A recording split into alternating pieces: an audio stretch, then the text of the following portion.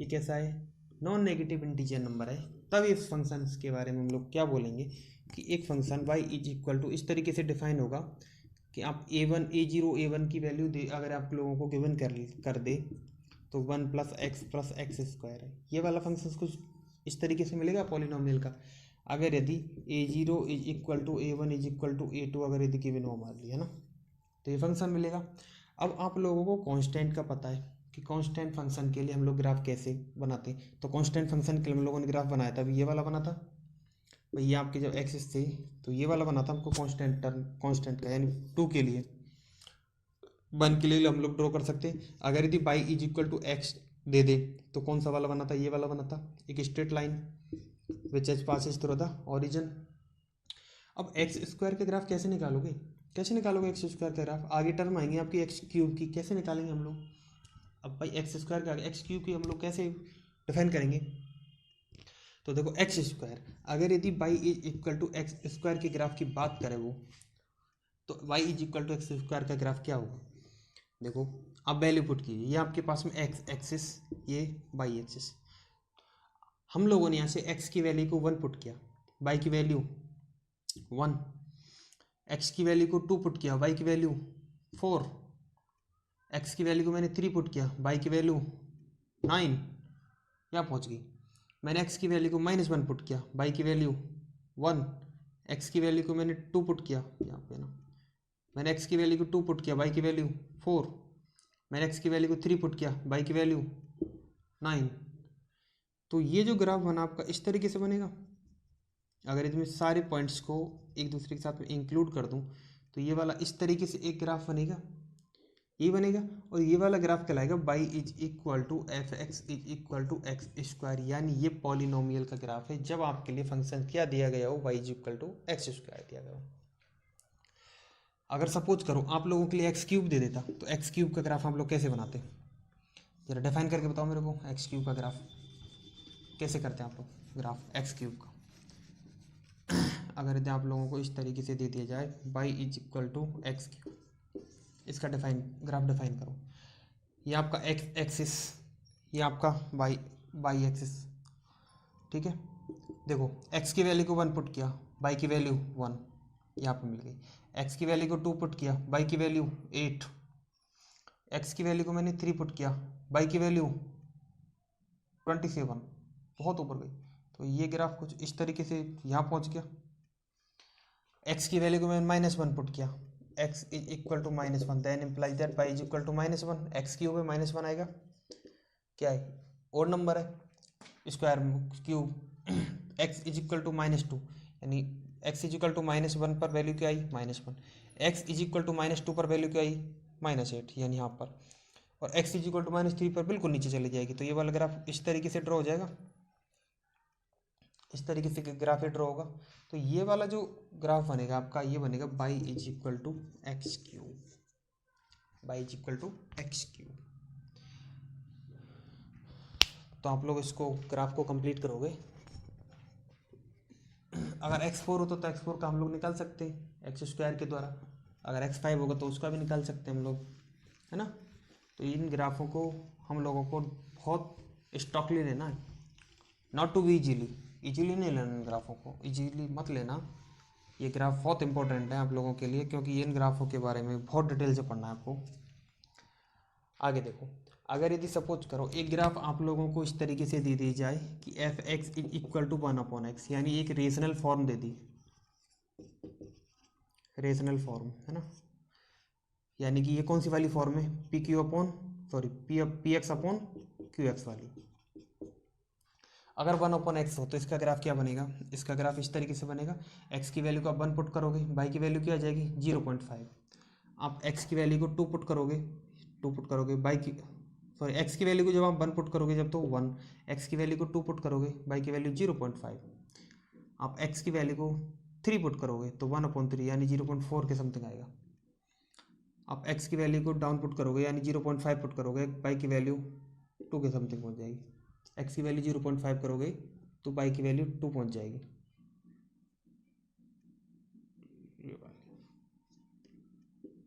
यहाँ पर आप x की वैल्यू को 0 पुट करोगे, y की वैल्यू इन्फिनिटी पहुँच गई, यानी इन्फिनिटी ये आपका यहाँ पर होगा इन्फिनिटी, है ना, बिल्कुल इसके यहाँ पर ये वाला इन्फिनिटी बनेगा।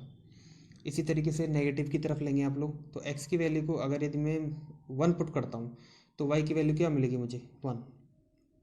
मैं जैसे ही x की वैल्यू को 2 पुट करूँगा, सॉरी -2 पुट करूँगा, तो y की वैल्यू मुझे क्या मिलेगी -0.5। x की वैल्यू को मैंने -2 पुट किया, y की वैल्यू मुझे क्या मिली -0.5। मैंने x की वैल्यू को 0.5 पुट किया तो y की वैल्यू क्या मिल गई मुझे -2। तो इस तरीके से ये वाला ग्राफ आपका ये वाला बनेगा इस तरीके से कि ये फंक्शन आपको इस तरीके से डिफाइन है। ये वाला ये क्या बनेगा, इसका ग्राफ बनेगा कब, जब वो रेशनल नंबर दे रखा हो। आगे अगर यदि हमारे लिए वो मोड फंक्शन दे दे तो, यानी मॉडुलस, जिन्हें हम लोग मोड फंक्शंस भी बोलते हैं ना।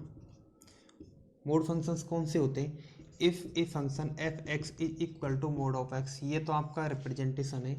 और इस मोड फंक्शंस की खासियत होती है कि अगर यदि हम लोग x की वैल्यू को 0 लेंगे तो अपने लिए क्या, sorry x is less than 0, negative लेंगे तो x की वैल्यू -x मिलती है हमको।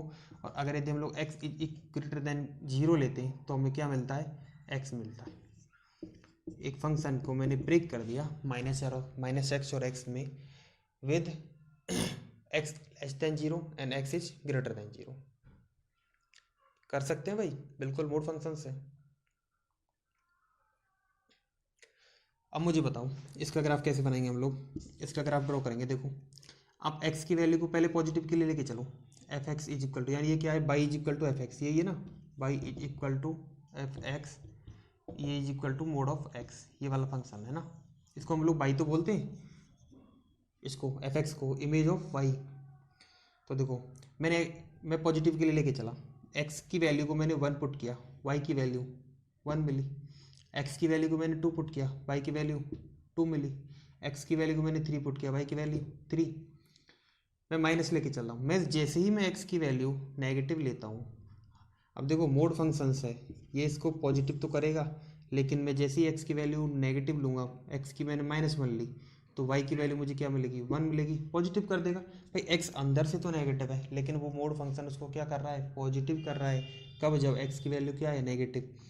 x की वैल्यू -2 ली, y की वैल्यू -2, x की वैल्यू -3 ली, y की वैल्यू 3। तो ये वाला इस तरीके से आपका ग्राफ डिफाइन होगा। ये जो ग्राफ होगा ये कहलाएगा मोड ग्राफ। इम्पोर्टेंट टॉपिक है आप लोगों के लिए, ऐसा नहीं है कि ये बस हवा में चलना चाहिए, आपको पता होना चाहिए रेशनल नंबर्स का हम लोग कैसे निकालते हैं, मोड फंक्शंस का ग्राफ कैसे निकालते हैं, कांस्टेंट फंक्शन का ग्राफ कैसे निकालते हैं, पॉलिनोमियल फंक्शन का ग्राफ कैसे निकालते हैं। अब आगे देखिए, आगे एक फंक्शन आता है आप लोगों का जिसे बोलते हैं हम ग्रेटेस्ट इंटीजर फंक्शन। तो मैं इसको थोड़ा सा इरेज कर देता हूँ,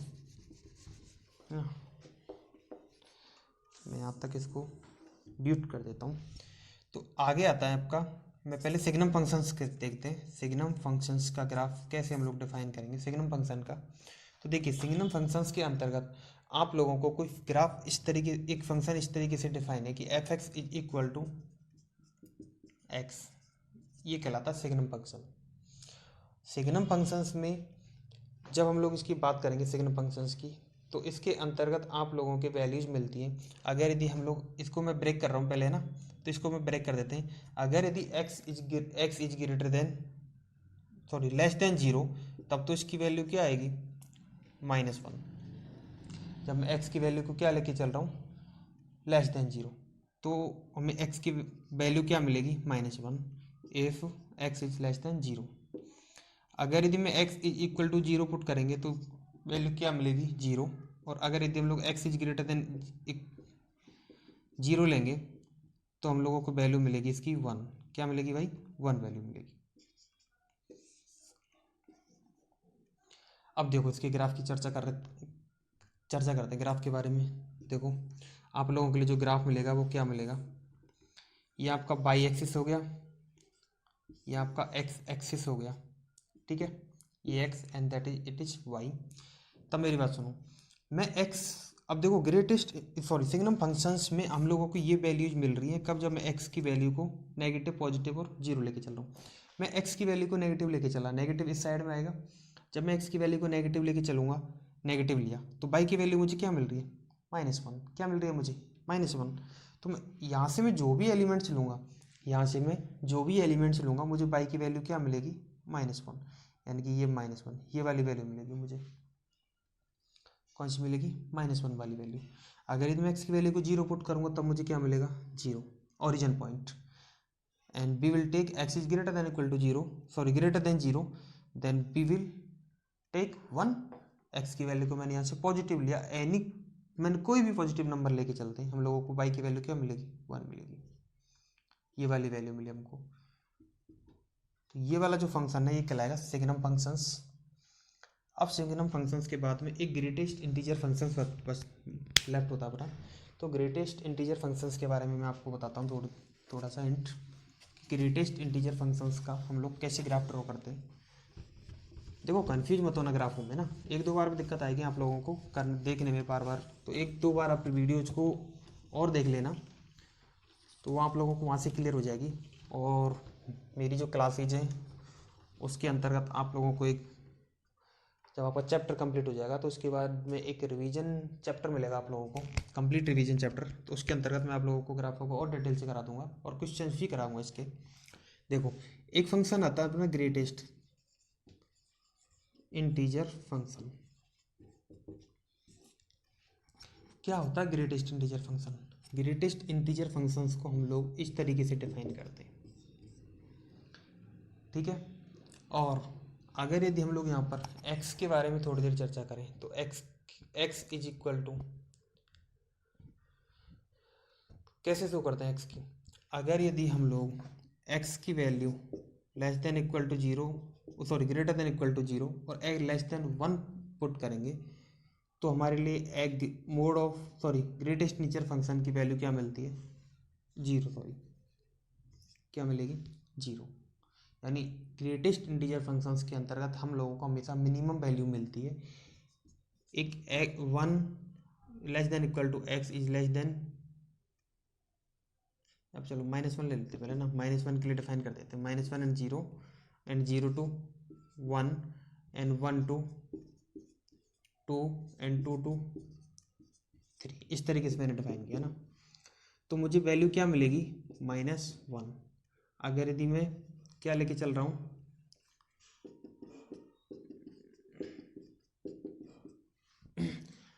मुझे वैल्यू मिलेगी -1, यहाँ पे मुझे वैल्यू मिलेगी 0, यहाँ पे मुझे वैल्यू मिलेगी 1 और यहाँ पे वैल्यू मिलेगी मुझे 2।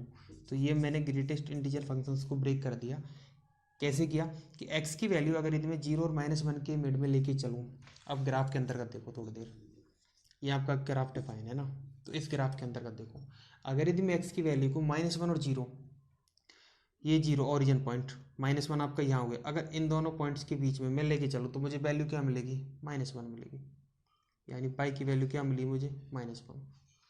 अगर यदि मैं x की वैल्यू को 0 और 1 के बीच में लेके चलूँ, ये मूल पॉइंट ओरिजिन पॉइंट 0 और ये हो गया 1, तब मुझे वैल्यू क्या मिली, 0। यानी कि यही वाला पॉइंट मिल गया मुझे, 0। अगर यदि मैं 1 और 2 के बीच में लेके चलूँ और 1 क्या इसमें इंक्लूडमेंट है, तब मुझे वैल्यू क्या मिलेगी, 1।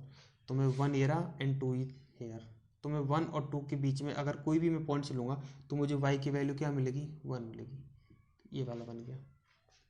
अगर यदि मैं x की वैल्यू को 2 और 3 के मिड में लेके चलें और x less than sorry greater than equal to 2 and less than 3, तो हम लोगों को वैल्यू क्या मिलेगी, 2 मिलेगी।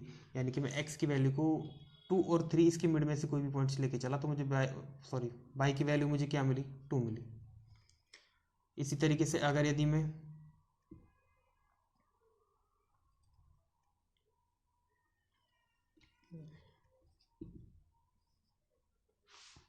ये वाला होता नहीं इधर, अगर यदि हम लोग x की वैल्यू को -2 पुट करते हैं, x की वैल्यू को -2 पुट करते हैं तो y की वैल्यू क्या मिलेगी मुझे, -2 क्या मिलेगी, -2। तो इस तरीके से फंक्शन ये ग्राफ ड्रॉ होगा इस ग्रेटेस्ट इंटीजर के लिए। तो ये आपको थोड़ा सा थिंक करने की चीज़ है कि हम लोग x की वैल्यू को क्या लें। देखो अगर यदि हम लोग x की वैल्यू इज इक्वल टू -2 लेते हैं तब तो अपनी वैल्यू क्या है, x is equal to greatest integer की। लेकिन हम जैसे ही x की वैल्यू को मैं थोड़ा सा बढ़ा देता हूँ, x की वैल्यू सपोज करो मैंने 2.5 ले ली, तो मुझे y की जो वैल्यू मिलेगी ना 2 मिलेगी। क्या मिलेगी 2, यानी मुझे इसकी उस नंबर्स की तरफ ये ट्रांसफ़र होता है जो इसका मच लेस नंबर होगा।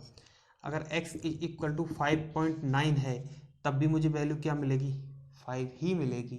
अगर यदि x इज इक्वल टू 1.9 है तब मुझे वैल्यू क्या मिलेगी, 1 ही मिलेगी।